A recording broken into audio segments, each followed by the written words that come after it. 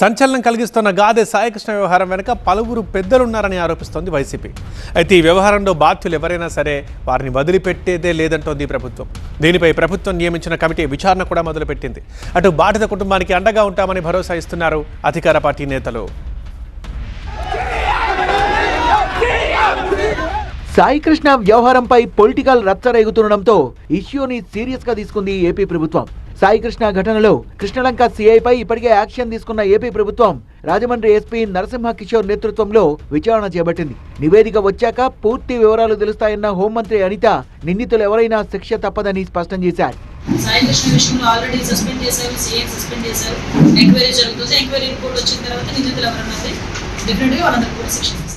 సాయికృష్ణ వ్యవహారంపై విచారణ పూర్తి కాకుండానే వైసీపీ నేతలు తమకు నచ్చినట్టుగా ఆరోపణలు చేయడం సరికాదన్నారు జనసేన ఎమ్మెల్యే బొలిశెట్టి శ్రీనివాస్. విషయాన్ని కాపు కులానికి జనసేనకు ముడిపెడుతూ కూటమి నుంచి పవన్ ను దూరం చేసేందుకు వైసీపీ కుట్ర చేస్తోందని మండిపడ్డారు. నిన్న ఏదైతే ఒక అభియోగం వచ్చిందో వెంటనే సస్పెండ్ చేశాం.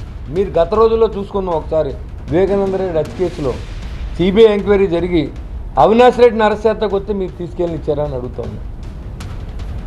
మీరు సిబిఐ ఎంక్వైరీ అన్నారు. సిబిఐ మీద పూర్తిగా నమ్మకం ఉందా? నీ మీద 18 కేసులు ఉన్నాయి. ఈ వాళ్ళ వరకు వాయిదాలు కూడా వెళ్ళకోకుండా నువ్వు ఆంధ్రలో కూర్చొని రాజకీయం చేస్తూ ఉన్నావు. అలాంటిది నువ్వు ఎంతసేపు పవన్ కళ్యాణ్ వీక్ చేస్తే కూటమి వీక్ అవుద్ది. కూటమికి అనేది ఇడిపోవాలి. ఇడిపోతేనే మీరు బాగుపట్టాలి. మళ్ళీ దోచుకోవచ్చు ఈ రాష్ట్రాన్ని. సాయికృష్ణ తల్లిని పరామర్శించారు విజయవాడ తూర్పు ఎమ్మెల్యే గద్దె రామ్మోహన్. సాయికృష్ణ మిస్సింగ్ వ్యవహారంపై ఆమెతో మాట్లాడిన ఎమ్మెల్యే ప్రభుత్వం తరపున అండగా ఉంటామని భరోసా ఇచ్చారు. మొత్తం ఘటనపై సాయికృష్ణ తల్లిని అడిగి వివరాలు తెలుసుకున్నారు గద్దె రామ్మోహన్. ఈ వ్యవహారంలో నిష్పక్షపాతంగా విచారణ జరిపిస్తామని హామీ ఇచ్చారు. సింగపూర్ నుంచి రాగానే సాయికృష్ణ వ్యవహారంపై ఆరా తీసిన ముఖ్యమంత్రి చంద్రబాబు నాయుడు డిప్యూటీ సీఎం పవన్ కళ్యాణ్తో పాటు డీజీపీని పిలిపించుకొని అమరావతిలో హైలైట్ మీటింగ్ పెట్టారు. లాకప్ డెత్ ఆరోపణలతో సమగ్రంగా నిష్పక్షపాతంగా విచారణ జరిపి వాస్తవాలు వెలికి తీయాలని చంద్రబాబు ఆదేశించారు. సీనియర్ ఐపీఎస్ అధికారితో విచారణ జరిపించాలని, ఘటనకు సంబంధించిన అన్ని కోణాలను పరిశీలించి నిజానిజాలు తేల్చాలన్నారు. సీఎం ఆదేశాలతో కృష్ణలంక సీఐ నాగరాజును సస్పెండ్ చేసింది ప్రభుత్వం. విజయవాడకు చెందిన గాదె సాయికృష్ణ చోరీలు, దాడులు, హత్య కేసులో నిందితుడిగా ఉన్నాడు.